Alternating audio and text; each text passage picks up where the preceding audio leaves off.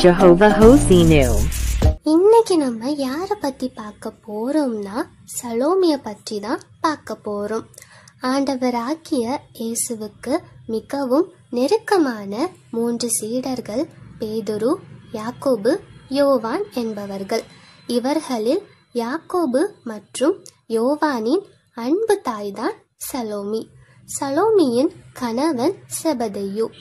இவங்க இயேசுவின் தாயாகிய மரியாளின் சகோதரி என்பது குறிப்பிடத்தக்கது. இந்த குடும்பம் கலிலேயா கடலோரமாய் வாழ்ந்து வந்தாங்க. செபதேயு ஒரு மீனவன். யூத வழக்கத்தின்படி தங்கள் தந்தையின் தொழிலையே யாக்கோபும் யோவானும் செய்து வந்தாங்க. செபதேயு செல்வந்தராய் இருந்தபடியால் மீனவர் பலரை வேலைக்கு அமர்த்தி மீன் பிடிக்கும் தொழிலை நடத்தி வந்தாங்க. சலோமி ஒரு செல்வந்தனின் மனைவியாக இருந்தாலும் இயேசுவை பின்பற்றி அவர் பின் சென்று அவருக்காக ஊழியம் செஞ்சாங்க என்பது பாராட்டத்தக்கது.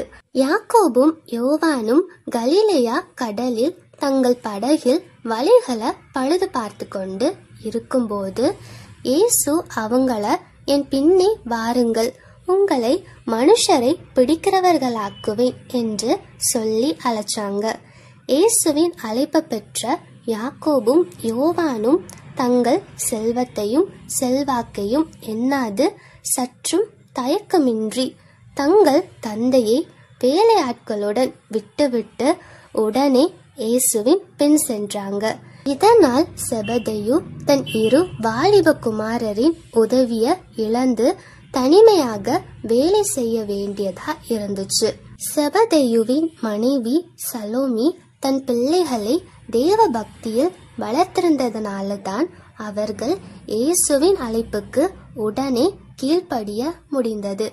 இயேசுவின் அழைப்புக்கு கீழ்ப்படிந்த யாக்கோபுக்கும் யோவானுக்கும் அவருக்கு சீடராகும் பாக்கியமும் கிடைத்தது.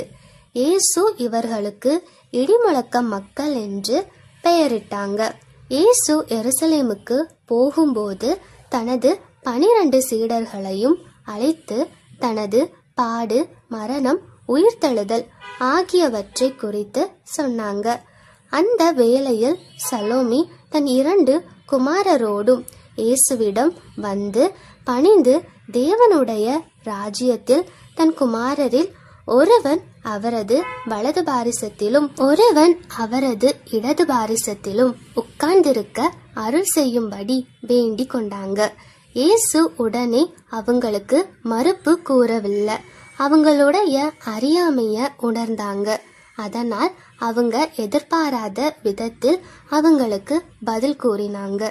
தன் 2 குமாரரோடு இருந்த சலோமியிடம், நான் குடிக்கும் பாத்திரத்தில் நீங்கள் குடிக்கவும் நான் பெறும் ஸ்நானத்தை நீங்கள் பெறவும் உங்களால் கூடுமா என்று கேட்கிறாங்க. கூடும் என்று ஒத்துக்கொண்ட அவங்க சிலுவை இன்றி கிரீடமும் பாடுகள் இன்றி மகிமையும் தியாகமில்லாமல் அரியணையும் பெற விரும்புவதாக உணர்ந்தாங்க. பாடுகளை குறித்து அவர்கள் பெற்றிருந்த அறிவை காட்டிலும் பதவியை குறித்து வைராக்கியமுடையவர்களாக இருந்தாங்க என்பதையும் உணர்ந்தாங்க. பிதாவினால் ஆயத்தம் பண்ணப்பட்டவர்களுக்கே அந்த சிறப்பான இடம் என்று இயேசு பதில் கூறினாங்க. இவற்றை உற்று கவனித்து கொண்டிருந்த மற்ற 10 சீடர்களும் யாக்கோபு, யோவான் மீது எரிச்சல் அடைந்தாங்க. மற்ற சீடர்களின் எரிச்சல் இயேசு கிறிஸ்து ஒருவன் தேவனுடைய ராஜ்யத்தில் பெரியவனாயிருப்பதற்கு எது தேவை என்பதை கற்றுக் கொடுக்க ஒரு நல்ல தருணமா இருந்துச்சு. புறவினத்தார் அதிகாரமும் ஆளுகையும் தான் ஒருவன் பெரியவன் என்பதற்கான அடையாளங்கள் என கருதுகிறான். ஆனால் மேன்மை அடைய விரும்புகிறவன் பணிவிடைக்காரனாகவும் முதன்மையான இடத்தை அடைய விரும்புகிறவன் அடிமையாகவும் மாற வேண்டும் என்றார். தாழ்மையாக பணிவிடை செய்வதற்கு மனுஷகுமாரனே சிறந்த எடுத்துக்காட்டு. அவர் ஊழியம் கொள்ளும்படி இவ்வுலகத்திற்கு வராமல் ஊழியம் செய்யவும் அநேகரை மீட்கும் பொருளாக தம்முடைய ஜீவனை கொடுக்கவும் வந்தார் என விளக்கமாக கூறினாங்க. ஆம், உன்னதமானவர் தொழுவத்தின் முன்னணிக்கும் சிலுவைக்கும் தம்மை தாழ்த்தினார். தன்னை தாழ்த்தினதினாலே அவருடைய மேன்மை வெளிப்பட்டது. அவர் தம்முடைய ஜீவனை நம் ஒவ்வொருவரையும் மீட்கும் பொருளாக கொடுத்தார். பாவத்திற்கு எதிராக தேவ நீதியின் எதிர்பார்ப்புகள் அனைத்தையும் அவரது மரணம் நிறைவு செய்தது.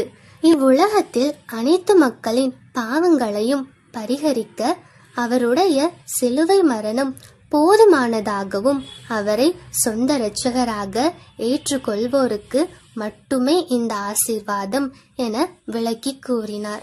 சலோமியின் வேண்டுகோளுக்கு இயேசு கொடுத்த பதிலானது அவளுக்கு மாத்திரமல்ல, 12 சீடர்களுக்கும் இந்த கடைசி நாட்களில் வாழ்கின்ற நமக்கும் இயேசு இந்த உலகத்திற்கு வந்த நோக்கத்தையும் பரலோக ராஜ்யத்தின் மேன்மையை அடைய நமக்கு வேண்டிய தகுதியையும் கற்றுக் கொடுக்கிறது.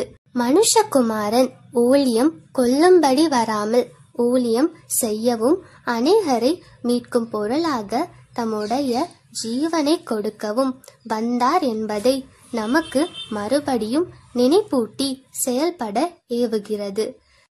சலோமி இயேசுவோடு கலிலேயாவில் இருந்து எருசலேம் வர நடந்து ஊழியம் செய்தது மட்டுமல்லாமல் அவரது பாடு, மரணம், உயிர்த்தெழுதல் வரை அவரோடு இருந்தாங்க.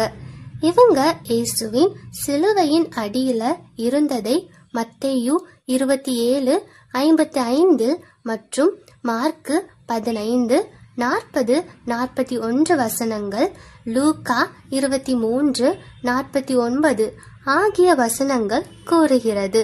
ஆனால் இயேசுவின் சீடர்களில் யோவானை தவிர மற்றவர்கள் சிலுவை மரணம் வரை இயேசுவோடு இருக்கவில்லை. 3ஆம் நாள் அதிகாலை நேரத்தில் இயேசுவின் சரீரத்திற்கு சுகந்த வர்க்கம் இடும்படி இயேசுவின் கல்லறைக்கு மகதலேனா மரியாளுடன் சின்ன யாக்கோபு, யோசேப்பின் தாயாகிய மரியாளோடும் சலோமி சென்றாங்க என்று மார்க்கு 16ஆம் அதிகாரம் 1ஆம் வசனம் மற்றும் லூக்கா 23ஆம் அதிகாரத்தில் 15-16 வசனங்கள் கூறுகிறது. இப்பெண்கள் அங்கு காலியான கல்லறையை பார்த்து அதிர்ச்சி அடைந்தாலும் தேவதூதன் மூலம் இயேசு உயிர்த்தெழுந்த செய்தியை அறிந்து கொண்டாங்க.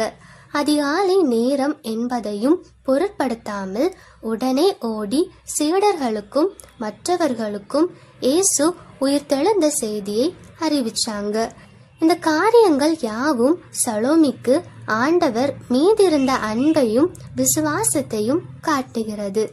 இயேசுவோடு ஊழியம் செய்த சலோமி கர்த்தர் தனக்கு கொடுத்த பிள்ளைகளுக்கு வேத வசனங்களை புகட்டி வளர்த்திருந்ததுனாலதான் யாக்கோபும் யோவானும் எலியா எப்படி பரலோகத்துல இருந்து அக்கினியை வரவழைத்தான் என்பதை அறிந்திருந்தாங்க என நாம் யூகிக்கலாம். இவர்கள் இருவரும் இயேசுவுக்கு மிகவும் நெருக்கமாயிருந்து ஊழியம் செஞ்சாங்க என்பதை சில சம்பவங்கள் மூலம் நாம் அறியலாம்.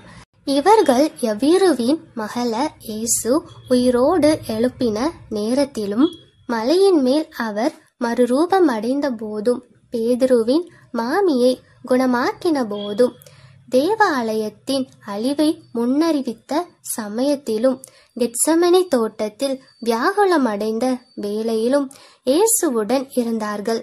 மற்ற 9 சீடர்களுக்கும் கிடைக்காத இந்த பாக்கியம் தன் 2 பிள்ளைகளுக்கும் இயேசுவுக்கு நெருக்கமாயிருந்ததினால் கிடைத்த ஸ்லாக்கியம் என எண்ணி சலோமி பரவசம் அடைந்திருப்பாங்க என்பதில் சந்தேகமில்லை. இயேசுவுக்கு வைராக்கியமாய் இருந்ததினால் யாக்கோபு ஏரோது அக்ரிபாவால் பட்டயத்தால் கொல்லப்பட்டு முதல் இரத்த சாட்சியாய் மரிச்சாங்க. மற்றொரு மகனாகிய யோவான் இயேசுவின் மார்பின் மேல் சாய்ந்திருந்தாங்க. சீடர்களில் அவன் மட்டுமே இயேசு சிலுவையில் மரிக்கும்போது சிலுவை அண்டையில் இருந்தாங்க. இயேசு சிலுவையில் இருந்து தன் தாய் மரியாளை ஒப்படைக்கும் போது தன் தாயாக ஏற்றுக்கொண்டாங்க. தன் வீட்டிற்கு அழைத்து சென்றாங்க. அவனே வேதாகமத்தில் யோவான் சுவிசேஷத்தையும் யோவானின் 3 நிருபங்களையும் எழுதினாங்க.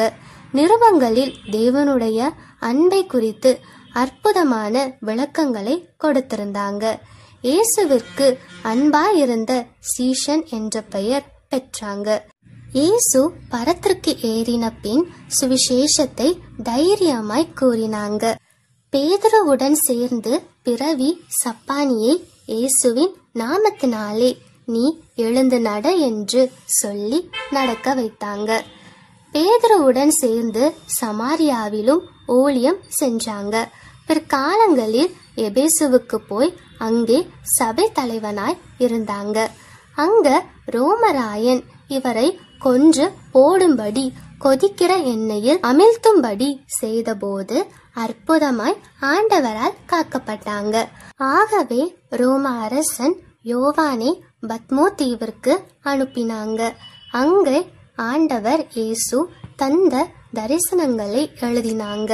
அது வெளிப்படுத்தின விசேஷமாக வேதத்தில் உள்ளது. பின்னர் எபேசு பட்டணத்திற்கு திரும்பி தொடர்ந்து ஊழியம் செஞ்சாங்க. ரோமராயன் திராசான் அரசாண்ட நாட்களில் ஏறக்குறைய 100 வயதுள்ளவனாய் மரிச்சாங்க. ஆம், யாக்கோபும் யோவானும் இயேசுவுக்கு நெருங்கிய சீடர்கள். இயேசு அற்புதம் செய்த போது, மறுரூபம் அடைந்த போது, வியாகுலம் அடைந்த போது கூடவே இருந்தாங்க. யாக்கோபு சீடர்களில் முதல் இரத்த சாட்சி. யோவான் இயேசுவுக்கு அன்பாயிருந்த சீஷன். வேதத்தில் 3 புத்தகங்களை எழுதியவர், தரிசனம் பெற்றவர், பக்தி வைராக்கியத்தோடு இறுதி மூச்சு வரை இயேசுவுக்காய் வாழ்ந்த யாக்கோபையும் யோவானையும் பெற்று தேவ பக்தி உள்ளவர்களாய் வளர்த்த சலோமி உண்மையிலே பாராட்டத்தக்கவங்க. அவங்களும் இயேசுவுக்கு பின் சென்று ஊழியம் செய்து தன் பிள்ளைகளையும் இயேசுவுக்கு சீடராக்கி தேவனுடைய ராஜ்யத்தை கட்டி எழுப்பின ஒரு உத்தமி.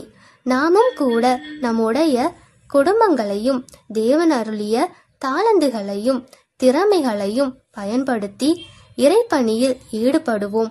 கர்த்தர் நமக்கு கொடுத்த பிள்ளைகளுக்கு சிறுவயதிலிருந்தே தேவனை பற்றிய அறிவை கொடுத்து ஆவிக்குரிய காரியங்களில் ஈடுபட செய்து சிறந்த ஊழியர்களாக வளர சிரத்தை எடுப்போம். ஆமென்.